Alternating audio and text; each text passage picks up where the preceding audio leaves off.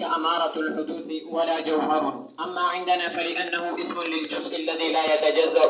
وهو متحيز وجزء من الجسم، والله تعالى متعال عن ذلك. وأما عند الفلاسفة فلأنهم وإن جعلوه اسما للموجود لا في موضوع مجردا كان أو متحيزا. اللهم صل على محمد وعلى آل محمد كما صليت على إبراهيم وعلى آل إبراهيم إنك حميد مجيد. قال الإمام النسفي والشارح رحمهم الله تعالى: ولا جسم ولا فك جسم من الجسم نفاق لأنه متراكم ومتحيز أسيد وزريخة. ولا فك ذكر جسم نفاق تجي جسم مركب او د مرکب مسله دا چې دا حدیث او مرکب ځکه حدیث چې د دې یو جز بل جز ته محتاج. الله پاک د جسم نه پاک دی ځکه چې جسم مرکب وي او مرکب د یو جز د بل جز ته محتاج نو الله د احتیاج نه پاک. دا یو وجه ده د دې خبرې چې الله د جسم نه پاک او نورې ډېرې وجې دي چې الله د جسم نه پاک. د مرکب یو جز بل جز ته ځکه محتاج دی لکه ستاسو د ګوتې چې دي دا مړوند ته محتاج دی، تري ته محتاج دی، تري مړوند ته محتاج دی، مړون هم سنګري ته محتاج ده، سنګر هم مټې ته محتاج ده، مټه موږې ته محتاج ده، اوږه هم جسم ته محتاج ده. نو دا هر جسم د یو بل د اجزاو محتاج دی او چې په کوم ذات کې احتیاج خو لا ډېره غټه خبره ده چې شایبه د احتیاج راشي نو هغه هم خدای نشي پاتې کېږي. د دې وجه نه الله پاک د جسم نه پاک دی. وعلیه الاجماع. یو سړی را پاسې چې زه الله پاک د جسم وایم په معنا د موجود سره دا هم بدعت کوي ځکه د جسم اطلاق په قرآن او حدیث کې په یو معنا کې په الله باندې نشته او مخکې د دې خبرې تفصیل هم کوي. ولا جسم لأنه مترکب ومتحیز. ځکه جسم مرکب هم یو متمکن هم په یو مکان کې الله د دې دواړو خبرو نه پاک. وذلك امارة الحدوث او دا تحیز کېدل د دې جسم او ترکب کېدل د دې جسم دا دواړه علامات د حدوث دي. ولا جوهر او الله جوهر هم نه دی. زموږ په هېڅ خو ځکه جوهر نه دی چې جوهر نوم د جزء لا یتجزا دی او جزء لا یتجزا یو طرف ته متمکني په مکان کې نو الله به مکان ته محتاج شي. د دې وجه نه جوهر اطلاق ته نه کېږي او دغه رنګې د دې وجه جوهر نه دی چې دا جوهر قسم ده عالم دی پېښ وکړي او عالم حادث دی. نو که چېرې الله تعالی ته د جوهر نوم ورکړي شي نو الله پاک به هم حادث شي. نو زموږ په نس ځکه جوهر نه دی او د فلاسفو په نس باندې ځکه جوهر نه دی چې هغه هم جوهر او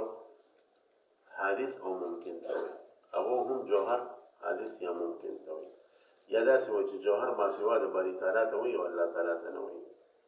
نو ګورئ ولا جوهر او الله پاک جوهر هم نه دی. اما عندنا هر چې زموږ په نس باندې انه اسم للجزء الذي لا يتجزا زموږ په نس باندې خو دا جوهر د جزء لا يتجزا نوم دی وهو متحيز او متحيز به متمکن وي او بل دا چې وجزء من الجسم جوهر خو ځان له جوهر نه خامخا جزء د جسم دی. والله تعالى متعال عن ذلك والله پاک دی نه پاک. واما عند الفلاسفه الفلاسفه فلزم جوهر نه دی ولانهم ان جعلوه اسما للموجود لا في موضوع. اگر شاغو دا جوهر نوم ګرځول دي داسې موجود چې په موضوع کې نه وي یعنی موضوع ته نه محتاج مجردا برابر خبره ده که مجرد وي لکه وقول علیه نفوس ناطقه او متحیزا یا که متحیز وي نو هغو دی ټولو د جوهر وایي. تاسو د جواهرو پنځه اقسام دغو په نس ویلي وکړه لکنهم جعلوه من اقسام الممکن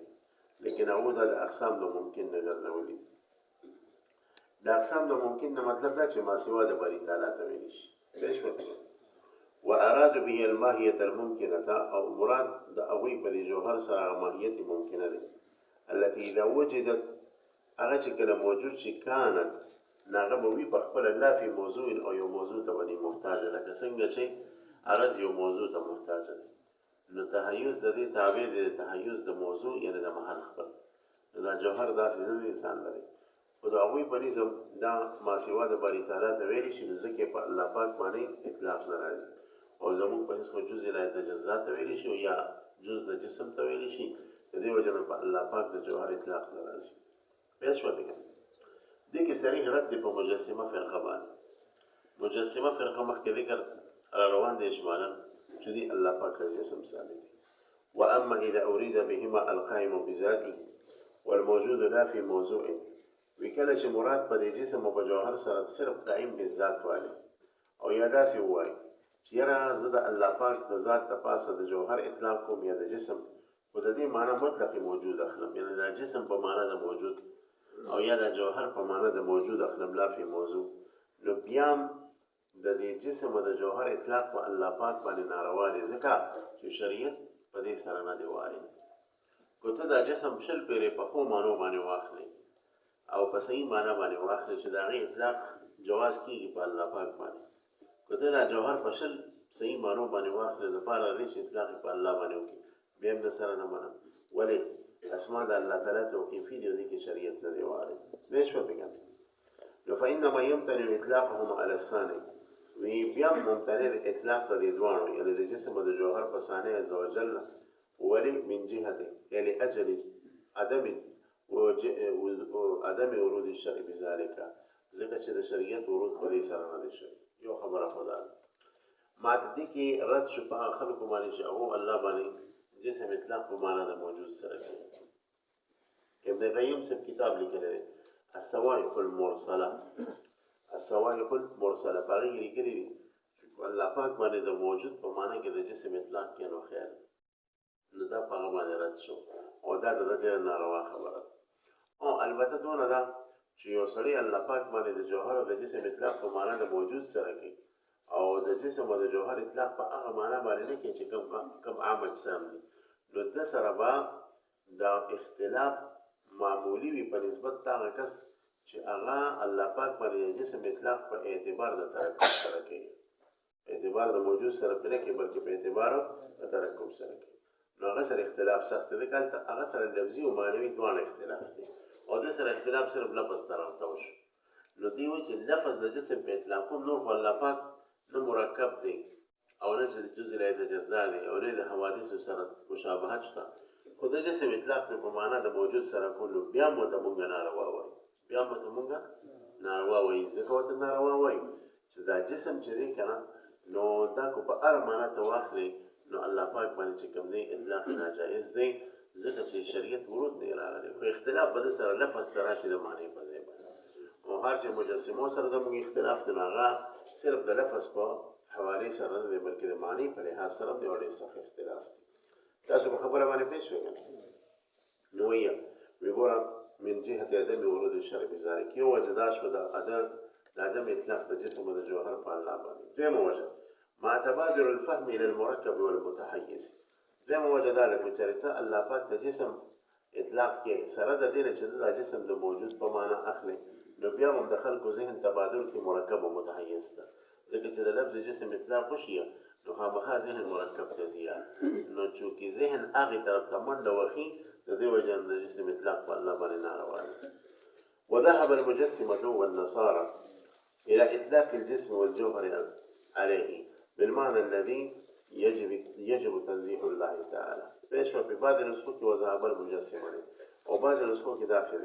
وذهاب المجسمة الذي أتى تبادر باني ودما أدى لاندمي لعبارة بدل مع تبادر الفهم إلى المركب والمتميز ومع ذهاب المجسمة والنصارى إلى إطلاق الجسم والجوهر أو أغنى نسخة إلى الاختلاف. فيشمل بدري ما وجد منع بياني، دري ما وجد د منع دا ده چې الله پاک باندې د جسم او د جوهر اطلاق نشي کولی. د هغې د منع وجه دا ده چې ګوره مجسمه دا وایي چې الله جسم او هغې په هغه ممنوع معنا سره اطلاق کوي، او نصارام الله پاک ته جسم یا جوهر وایي، نو چونکې د هغو سره به مشابهت راشي د دې وجه نه الله رب العزت باندې د جسم او د جوهر اطلاق نشي کېدی.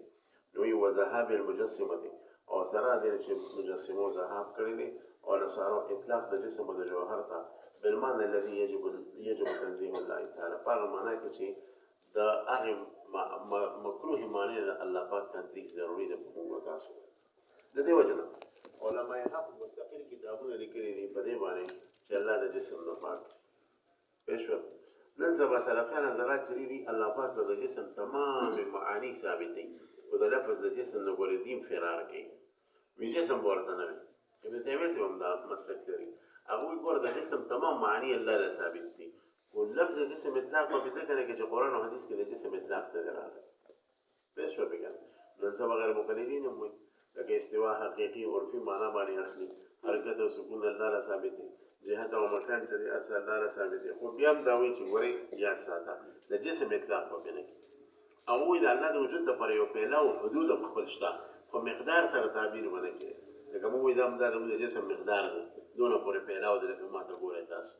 وی مقدار لفظ او حجم لفظ باندې استعمالي نور معنا د حجم هم الله له ثابته ده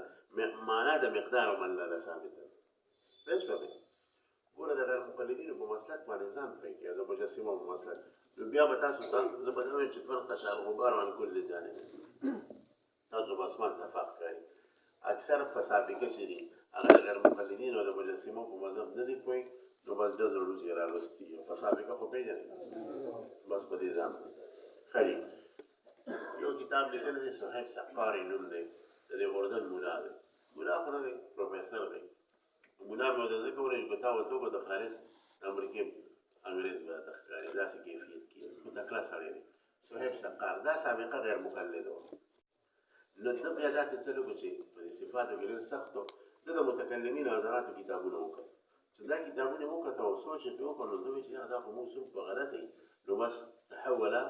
الى مذهب الاشاعره اشعري شغله وبیا د هغې خلاف چې کوم دی شروع شو نو ده یو کتاب لیکلی دی فکرة التجسیم فی الاسلام ډېر ښکلي کتاب یې لیکلی دی څه نوم فکرة التجسیم فی الاسلام اسلام ته د تجسیم د مرض څنګه راننوت پوه شوې اصل کې د یهود ډېر غټ مجسمه دي د یهودو نه دغه پلید فکر چې کوم دی اسلام ته راننوت او ډېر ظواهر او حشویو مجسمو واغسته مقاتل بن سلیمان او د خلکو واغسته نو ډېر ښه کتاب یو بل کتاب په دې باندې لیکلی شوی چې الله پاک د مکان او د جهاد نه پاک دی په څلورو جلدو کې دا کتاب ډېر نایب کتاب دی زما مکتبه کې شته غایة البیان فی تنزیه الله عن الجهة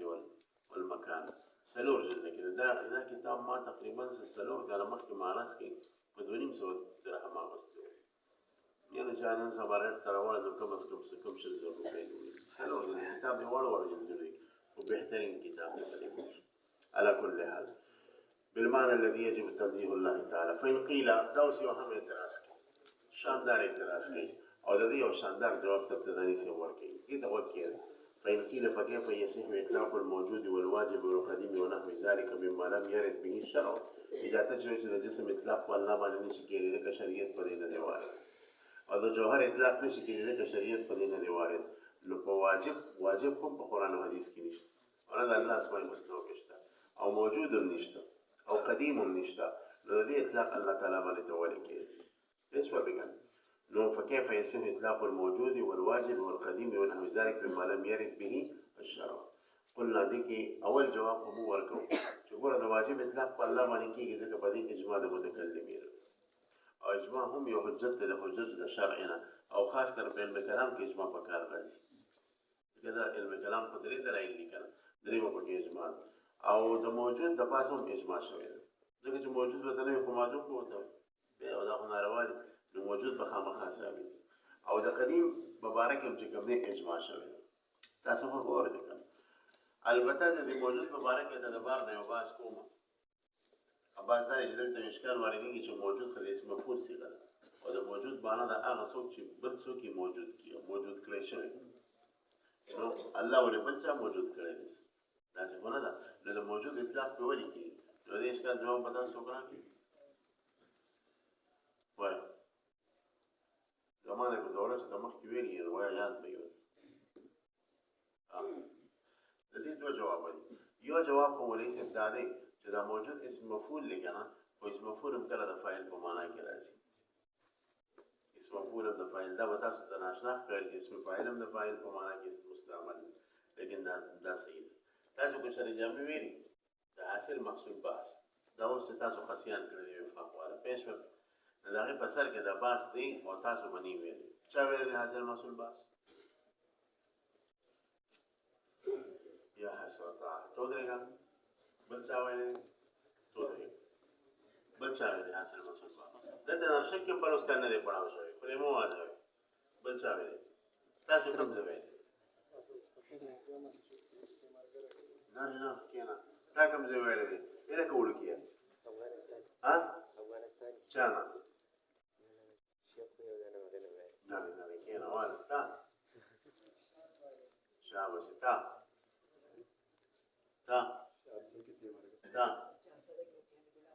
شاباس کېنه دا نوره څه خولې واضح کوي حاصل محصول چې د بشر جامع کې خو نه وي ستا چرګوړي بانګ نه وایي تبا خبره ده ته بالغېدی نه شي حاصل محصول بحث د شر جامع انتهایی واقعي بحث دی ما په طالبې کې صرف دا 2.5 صفحې لا چا چې ویلي چې زما د خبرې اندازه ده په شل ورځو کې دا پړاو ولیکه ما په زما په طالبې کې دې دوره وه او ډېر طالبان به پکې شریک کېدل دغه 2.5 صفحو باندې مولانا موسی خان صاحب شرح لیکلې ده 4.5 صفحې بغية الكامل السامي في شرح المحصول والحاصل للجامع او تاسو یې پاک ټول خاصیان کې مذاکرې ته نه کټ ګرځي روان وخت کې وګورئ روان وخت کې قطبیم کې وباسي شرع جامع جوړه کوي ټوله او شرع قیم جوړه کوي روزي دلوي خو دې په لدوړو خو ما زور ورغو احتجاج نو خو په مې کې خو دا نو هغه واپس داخله شو خو ځم جوړه کوي ځکه چې زما په یو نس باندې کار وکړي او کې دې چې دا بل کتاب څه دی شرع تعظیم دم جوړه کوي عميان مفاتي شكا نا بیا به پکې چې کوم دی دا حیات الصحابه داخل کی فضایل اعمال و داخل فضایل صدقات و داخل ولې چې حالات ډېر خراب دي ګورئ دا اوس د نشر طالبانو باندې دی ویل او دا د استاد ته ما ویلي د خدای څخه څوک پړاوي هغه د زوی مې ګورې حاصله کم ځای شو سر نه وي تاسو دا ووایئ ګوره ښه پوه شوې نو ګوره په سر کې ذکر کړي دي ومحصوله ما ذکره بعض المحققین ومحصوله ما ذکره بعض المحققین دا ووایئ طالبان ملا هغه دی چې صحیح معنو کې ځان فارغ کړي دا کاغذیان خدای قرآن ته وګوره مفارغې یا تکمیل موږ سره یې ښه پوه شوې دا د دې دپاره چې فاضل مولیان نه جوړ شي او تاسو بس دا خبرې زما په خندا واړوئ وروسته بیا په سرو سترګو ژاړئ او بیا خبره عرضه کړه د حجابي صاحب شاګرد دی زما دا ټته پته شاګردان مه جوړېږئ چې جوړېږئ زما سر خو در باندې اوچتې که اورئ تاسو که مضبوط مولیان مې خوښي زما پیر هم تاسو وګورئ د پیر مخوا دی خو ټته پته نه جوړوم زما پیر وګورئ بحر دی حبر دی حبر غفور الله بابا متکلم هم دی اصولي هم دی فقيه هم دی محدث هم دی فیلسوف هم دی هر بلا ده صوفي هم دی د اهل الله نم دی عارف بالله هم دی هر بلا ده تاسو زما د شیخ په مجلس کې کښېنئ چې هغه یو خبره هم نه کوي هسې ناست یې ستا د زړه دنیا به بدلې یعنې تاسو لاړ شئ وګورئ نه کښېنئ حقاني کې دا په درس کې کښېنئ څه ناشنا سړی دی بله مې ورته وایي استاد حضرت ستا د ځوانۍ د مسلم ثبوت تقریر مې اورېده ویې شوې بس په ژړا شو ژړی زه خو هېڅ هم نه یم ما خو هېڅ خدمت نه دی کړی الله چې تور تک تور ډکي تک سپین شو چې یو پکې تور پاتې نه شو د اسلام په خدمت کې هغه دا وایي ما خو هېڅ هم نه کړی په چغو چغو یې کړه پوه شوې دا مسلم ثبوت دا کتابونه د هغه د ګوتو نه داسې وتي چې ته باریان شي پیر هم داسې خوند کوي چې مضبوطي یا دغه خلکو نه بیتونه اکثرو کې چې دوکانونه یې هسې چپکو کړي غټه جوبې چولې غټ پټکي ووالي او اوږدې تسبیح ورسره وایي دا پیر دي دا او نوره بغرۍ خالص نه زه د پیرانو خلاف نه یم وکړی خو چې کوم پیر محقق عالم دي که نه زه یم چې د خپلې نیسي بارې ګزاري هلکه چې ته دا خلک ولې دوکه کوې د دین په نوم باندې خو چې زه تاسو ته دا ډېرې اهمې خبرې کوم زه تاسو نظریاتي جوړول غواړم ته د پته مولیان مه جوړېږې مضبوط خلک جوړ شي ها زه خپلو خبرې ته به راشم کاکا ته زما په دې خبرو پوهېږې که بابا وکیل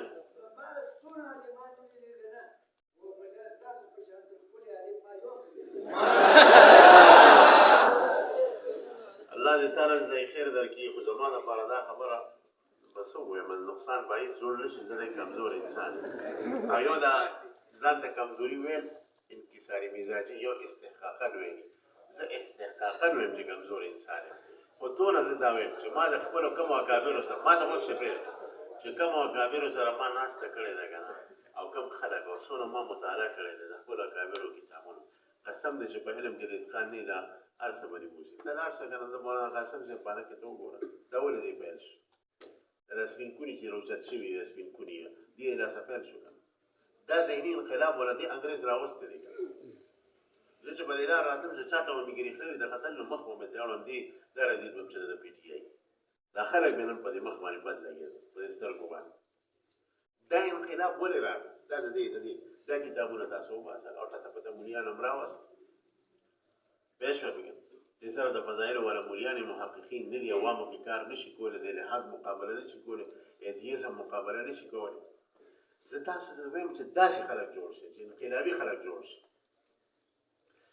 ته سوچ وکړه چې عمران دومره غټه فتنه ده چې قاسم صاحب د شخصیت له شکست ورکوي نو چې دجال راشي بیا به د خلکو سره څه او بعید نه ده ما پرون طالبانو ته کېدای شي دا دجال دې کې استبعاد نشته کېدای شي دا دجال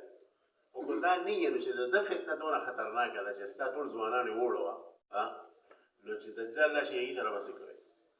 یا مولوي صاحب ما ته ووایه علا کل حال زه مونږ خپلې خبرې ته واپس راشو وخت رانه بیا ځي الموجود نو الله باندې د موجود اطلاق د دوه وجونه کېدي چې غور سره وایي یا خدا چې اسم مفعول د فاعل په معنا ده اصل محصول بحث کې دي ومحصوله ما ذكره بعض المحققين نو په محصول باندې اعتراض انت دا واردېږي چې محصول خو د لازمي مادې نه دی حصل یحصل پوه شوې او دا لازمي ماده ده او د لازمي مادې نه خو اسم مفعول نه راځي نو د هغې یو جواب خو یې دا کړی دی چې دې کې جار مجرور محذوف دی او محصوله به چې لازم متعدي کې تاسو سره کې وی سره په ویلي جار مجرور به سره وباسي دویم جواب یې دا دی چې نه دا اسم فاعل دی خو په صورت د مفعول کې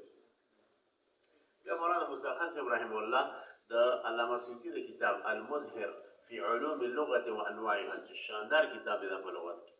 د دې حواله ورکړې ده او الحمدلله دا اکثر ما کتل دا مې د دې خبرې نه پاسو کتل دا حواله مې شو کتل بیا مې ځان لغواړم اوس ما سره د کتاب د درې نسخې او موږ چې کوم تخصص په الادب العربي وپړاو هغې کې دا داخل حساب کړی پوه شوې المظهر نو المظهر کې سیوطي صاحب داسې ډېر امثله د کلام عرب د ورکړي دي چې هغې کې صیغه د اسم مفعول راغلې ده او مستعمله ده په ځای د فاعل باندې نو موجود دلته په معنا د واجد سره دی یعنې بل لره وجود ورکوونکی پوه شوې چې بل لره وجود ورکوي نو په خپله خو په طریقې اولا سره هغه ته وجود حاصلي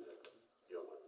دویمه معنا دا ده چې موجود اسم فاعل د اسم فاعل په معنا کې دی خو د موجود په معنا ځان پوهېږه د موجود معنا د پانا جس چیز کو آپ کو پانا ہے لکه وجدتو کا میں نے آپ کو پا لیا د موجود معنا د مقصودو چې زیاده قصدي تمام کائنات چې ګرځي نو په چا پسې ګرځي الله پسې ګرځي چې الله سره خپلولي قایم کړم الله سره نزدېکت حاصل کړم الله سره یاري قایم کړم الله سره قرب حاصل کړم چې الله سره تعلق قایم کړم لکه تمام بیا کرام په دې پسې ګرځېده که نه تمام اولیا بزرګان په دې پسې ګرځي که نه تاسو نرشک په دې کاڼو کوزو کې څه کوئ د پي ټي آی والا کلي کې څه کوئ خو دا دې دپاره راغلی د کاڼو کوزو ته چې الله سره مې تعلق قایم شي نو د موجود معنا د وہ ذات جسے جو مقصود ہے جو مقصود مخلوق ہے خبره باندې پوه شوې که نه نو دا د موجود دویمه معنا شوه لهذا د موجود اطلاق په الله باندې کېدی شي او باقي د قدیم باره کې تما تفصیل سناسه کړو هسې دا الفاظ د دې متقاضي شروع جز پې ولیکلی شي قلنا بالاجماع یو وجه خدا ده چې د واجب موجود د قدیم اطلاق په الله باندې کېږي چې اجماع ده وهو من ادله الشرع وقد يقال او دویم جواب دا دی چې ګوره کم الفاظ چې د الله لپاره په سمع کې یعنی په دلایلو نقلیو کې مستعمل لکه الله رحمان رحیم نو چې د دې کوم مترادف الفاظ دي په دغه ژبه کې یا په بله ژبه کې نو د هغې اطلاق هم د الله لپاره کېږي خو دوه شرطه وي پکې یو شرط دا چې نقص پکې نه دویم دا چې شایبه د نقص پکې نه خبره باندې پوه شوې او دا خاص کر د موږ په اشاعرو کې د امام باقرلاني صاحب مذهب د چا مذهب دی د امام باقرلاني صاحب امام لسان اهل سنه ابوبکر باقرلاني رحمه الله چې د کوم الفاظ ورود د الله لپاره راغلي دي په نص کې او د هغې مترادف الفاظ په هغه ژبه کې دي یا په بله ژبه کې دي خو شرط دا دی چې نه پکې نقص نه شایبه د نقص اطلاقي کېږي لکه د هغې مثال درته وایم چې په هغه ژبه کې پیش به مثلا واجب په هغه ژبه کې لفظ وجوب لفظ واجب او په هغه ژبه کې قدیم په هغه ژبه کې موجود د دا ټول مترادف دي د لفظ الله او د رحیم موجود دي مترادف په معنا د تساوي د صرف سره پیش به دا نه چې دوه مفهوم یو خبره باندې پیش په بل ژبه کې خو چې مترادف دي الله او د مالک او د رحیم او د رحمان لکه خدای په فارسی کې خدای پیش به تنکری په ترکی کې پروردگار په پښتو کې د دې اطلاق په الله باندې کې او دې لفظ خدای کې او تنکری کې او پروردگار کې د نقشتا او نه پکې شایبه نقش تاسو باندې اوریدل چې یو کس بوت پروردگار وي پیش تاسو باندې اوریدل چې بوت خدای وي اصل کې ټول د الله لپاره مستعمل دي نو په پدې اطلاق په الله باندې جایز خبره باندې پیش وکړه یو خبر وزن کې راکې او کوچره نقص یا شایبه د نقصي نو به اطلاق نه جایز لکه دغه مثال لري چې د الله تعالی د یزدان وي ځکه یزدان دا د مجوس سره خاص تغیر خیر خدای ته وي یا بګوان الله ته وي ځکه دې کې شایبه د نقص تغیر ګوت ته وي اندوان دې کې شایبه د نقص ته دی وجه الله تعالی شوی او کوچره نقص یا شایبه د نقص نه نو د بل ژبه الفاظ هم الله لپاره ویل شي یعنی د قران د اجازه ورکړي یا بني اسرائیل اسراء مضاف دی ایلی مضاف الیه اسراء په معنا د ابد سره او ایل په معنا د الله سره په عبرانی ژبه کې د الله پاک نوم تسوي ایل وي نو الله وي ما ته بل ژبه کې نوم غستې شي ته وې چې نشي غستې خدای وته نشي وې قدیم وته نشي وې پېښ وکړه بیگا باجا کې پروګرام تقریر مقابله او مدرسې ورلې خبر پروګرام کړو زه مهمان خصوصي د فینال یو پروفیسور راغلی ما سره کوم طالبان تری وایي ته پته او پروفیسور زمانه مخکې تقریر هغه چې په کوم ځای کې کار نه نو هغه ولې شي چې دغه پروفیسور ریټایر هودل ته جاهل کړ نو پاس د فقهیات شروع کړ وی ایک اہم بات کہنا چاہتا ہوں وی دیکھیں اپنے پر اللہ کے لیے خدا لفظ استعمال نہ کرے اور دا مرض پر تاریخ نبی سے پڑھ کرے دا حرامی تو دا مرض پیش میں ما میں نے کہا او زنا اس هغه د اخر زوی نه د بل مولا په مخ کې دا خبره چیرې خو چیرې ما په مخ کې چیرې پېښ وکړي ها ولې زه وی د مشو سرو مشو غبین ته کاڼي ورويسته خو خیر د غسرې بچي ابو زکی کې نه راځي خلاص ها پیریانو پورته کاڼي وشته خالي داغه باران تقریر خو هغه په ماس کمزورې سره ده بسوي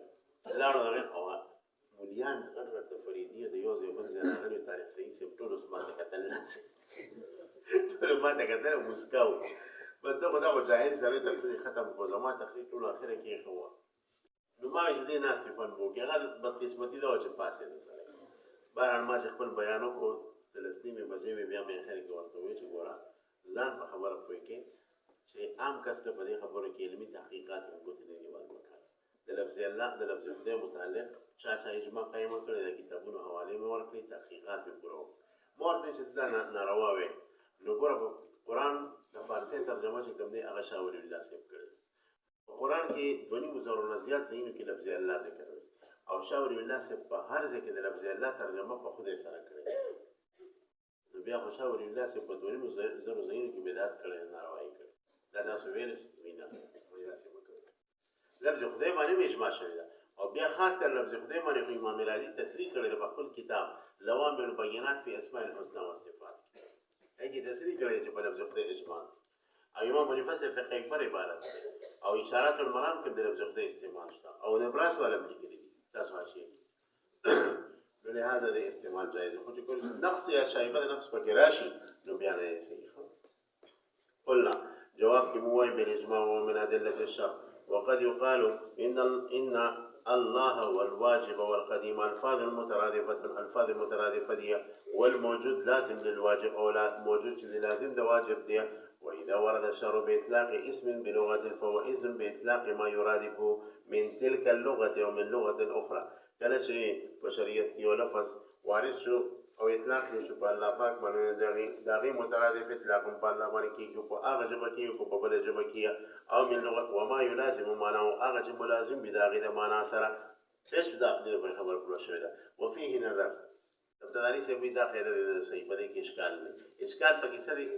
وي ځکه چې اکثر په بل مترادف کې یا نقص یا شایبه د نقص دا وفيه نظر دا ما لکه وګوره الله باندې د عالم اطلاق کولی شي خو د عارف پرې نشي کولی ځکه عارف هغه دی چې صرف په جزئیاتو باندې علم وي په کلیاتو علم دی یا عارف هغه چاته وي چې علم یې راځي د دلیل نه او الله خو دلیل ته نه محتاج یا حکیم اطلاق پرې کولی شي د دې بل مترادف عاقل دی ځکه د عاقل ورود په شرع کې نه دی راغلی نو هذا وفيه نظر خدا وفيه نظر جواب مو ورکو ادا چې وروړه موږ د هغه الفاظو د اطلاق قایل چې نه په هغې کې نقص نه پکې شایبه د نقص همدا وجه ده چې د بګوان اطلاق پرې نشي کولی د یزدان اطلاق پرې نشي کولی وغیره ذلک خبره باندې پېښ